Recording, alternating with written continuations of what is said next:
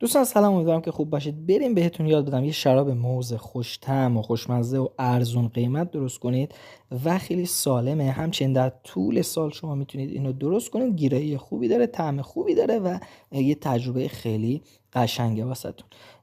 موز نیاز داریم، 3 کیلو موز نیاز داریم اینجا. سعی کنید که از موز شیرین استفاده کنید. به نظر من موز ایرانی از موز خارجی بهتر و خوشمزه تره. بازم انتخاب با خودتونه. موزها نباید خراب باشن یا کپک زده باشن. اگر لکه سیاه داشتن هیچ اشکالی نداره، ولی از موز خراب و کپک زده نباید استفاده کنید. موز رو بخرید، بیارید یه آب روش بگیرید، اجازه بدید خشک بشه. اولین قدم اینه که تمام ظروف، وسایل، دست‌ها، همه چیز باید تمیز، عاری از چربی و کثیفی باشه وگرنه محصولتون کپک میزنه. همه چیز رو بشورید، بذارید خشک بشه و بریم سراغ شروع کار. موزها رو پوست بگیرید تمامش رو. حالا من فقط توی ویدیو یک بخشی از اون 3 کیلو رو بهتون نشون میدم. خب موزها رو کاملا پوست بگیرید. میتونید با قاشق، چنگال، دست تمیز، هر چیزی که داشتید فرقی نمیکنه. موزها رو له کنید که کمک بشه به بقیه کارمون. خیلی راحت تر هستش وقتی که لهش میکنید. موزها رو بذارید کنار. یه دونه استکان از این مقوایی ها یا لیوان، هیچ فرقی نمیکنه، بردارید. یه دونه تیبگ چای معمولی باشه، چای معمولی، چای عطری و خاصی نباشه، یه چای معمولی سیاه، بذارید داخلش آب جوش بریزید و اجازه بدید که یه 10 دقیقه یه ربی بمونه و کاملا دم بکشه. این رو میخوایم به شرابمون اضافه کنیم. یه سری کارهایی برامون انجام میده که حالا نمیخوام واردش بشم. هم طعم هم عمل کرده مخمرمون رو بهتر میکنه. خب یه قابلمه داریم، تمیز باشه، سعی کنید استیل باشه، تمیز باشه، شستشو انجام شده باشه و عاری از هر گونه کثیفی باشه. 3 کیلو موز داشتیم، 3 لیتر آب اضافه کنید، بعد اون چایی که دم کردیم رو اضافه کنید، تیبک رو بریزید دور، فقط چایش رو اضافه کنید. اینجا چون من 3 کیلو موز دارم، به ازای هر کیلو 100 تا 120 گرم شکر میتونیم اضافه کنیم که الکل که بهمون میده بره بالاتر، چون موز خیلی قند خاصی نداره. از دارچین استفاده میکنم. یه کوچولو دارچین کافیه، خیلی کم، یه بند انگشت چوب دارچین استفاده میکنم. یه دونه هم میخک میندازم و بعد از اون هم موزهایی که له کرده بودم رو میزم داخل موادمون، یه همه کوچولو میزنم و میره روی شعله گاز که قشنگ به مدت حداقل 20 تا 25 دقیقه باید روی شعله گاز کاملا این بپزه. چیکار میکنیم؟ با این حرارتی که داریم میدیم، هم اگر آلودگی داخل مواد هست کشته میشه، هم نکته مهمی که هست اینه که دوستان عزیزم، قندی که داخل موز هست کامل رها میشه و در عملیات تخمیر کاملا حل میشه و به الکل تبدیل میشه. دوستان عزیزم 20-25 دقیقه وقتی که پخته شد، سعی کنید با قاشق اون دونه دارچین و دونه میخک رو بیارید بیرون، چون دیگه باهاش کاری نداریم. اجازه بدید که موادتون به دمای محیط برسه و سرد بشه. نیازی نیست خیلی خنک باشه، فقط به دمای محیط برسه.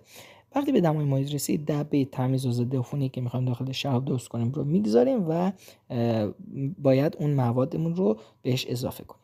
اینجا توی این ویدیو میخوام بهتون یاد بدم که از مخمر طبیعی استفاده کنیم. ما از اینجا از کشمش های طبیعی که قبلا ویدیوش رو درست کردم به عنوان مخمر استفاده میکنیم. این کشمش ها رو آموزش داخل کانال من هستش.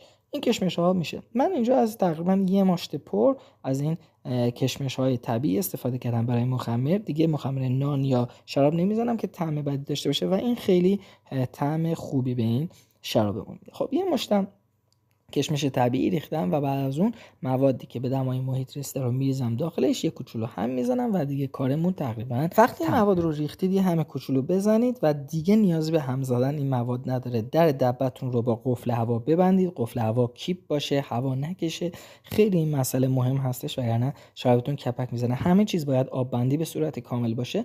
همچنین قفل هوا رو من با مایع رنگی پر کردم، شما میتونید با آب معمولی هم تا جایی که علامت داره خط بزنید. خب حالا باید دبه رو بذارید داخل یک جایی که مثلا تاریک هستش و دمای محیط. اگر جای تاریک نداشتید یه حوله، یه پارچه بپیچید، یه پتو بپیچید دورش و بذارید تا 5 روز این تخمیر انجام بشه و مخمرهای طبیعی، اون کشمش هایی که چیز کردیم ریختیم داخل دبه، مخمرشون رو به مواد بدن و تخمیر شروع بشه. وقتی 5 روز گذشت در دبه رو باز کنید و نیازی هم نیست در این نوع شراب نیازی نیست که هم بزنید کاری بکنید. وقتی 5 روز گذشت در دبه رو به آرومی باز کنید با رعایت اصول بهداشتی و کشمش ها رو صاف کنید. اون مخمرهایی که زده بودیم صاف کنید. اگر هم اون مقدار موز هایی که اومده روی دبه هم هستش اونا هم رو بردارید. چجوری؟ با یه روسری تمیز، با یه پارچه یه صافی پلاستیکی این رو صاف کنید و به آب موز میرسید اصطلاحا.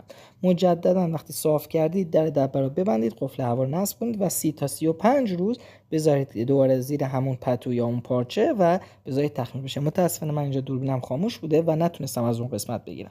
وقتی 30 تا 35 روز این کارو انجام 35 روز تخمیرمون تموم شد، مثل همیشه دبه رو باز میکنیم، سیفون میکنیم داخل بطری جدید و میبینید که شراب موزمون رو من سیفون کردم داخل بطری جدید و میذارم 2 هفته جای تاریک بمونه و بعد از 2 هفته میتونیم نوش جان کنیم. سوالی اگه بود داخل کامنت ها میتونید بپرسید.